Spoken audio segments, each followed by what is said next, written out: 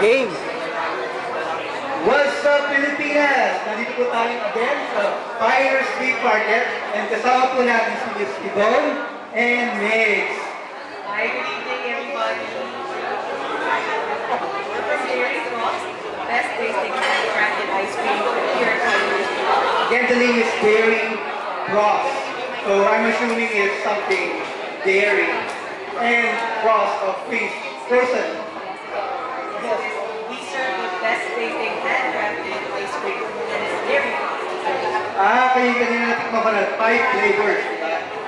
But I only were able to taste one here. Okay. Actually, the flavors that we served earlier, we added another one, so it's 6 flavors in total. These are Macchiato, chocolate cream, strawberry cream, dust duo. salty caramel. And salted caramel. Pero how many flavors was, what is the name again? Dairy Cross have? Currently, we have 15 flavors. All 15 flavors are, ano to, parang original, your own blend. Your own blend. Yun. So, pero, how about the ingredients? Local or foreign, imported? Actually, most of the ingredients are local source, and we use the best and the finest ingredients available in the market, and we churn it into what we have downstairs, which is the Dairy Cross 15 flavors in total.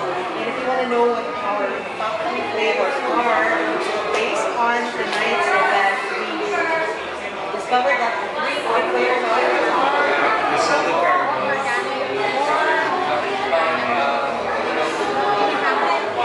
Wow. So, yun yung top 3 flavors based on the comments, the feedback for tonight. Pero meron pa rin flavor na kayo mismo, di ba? Na original talaga for Dairy Cross.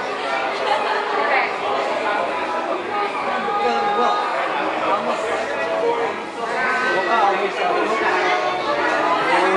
Okay, so guys, invite them to come and visit Dairy Cross here at Fire Street Market. Guys, I hope that you guys take some time to try our ice cream downstairs because it's really good, really delicious, and really very original.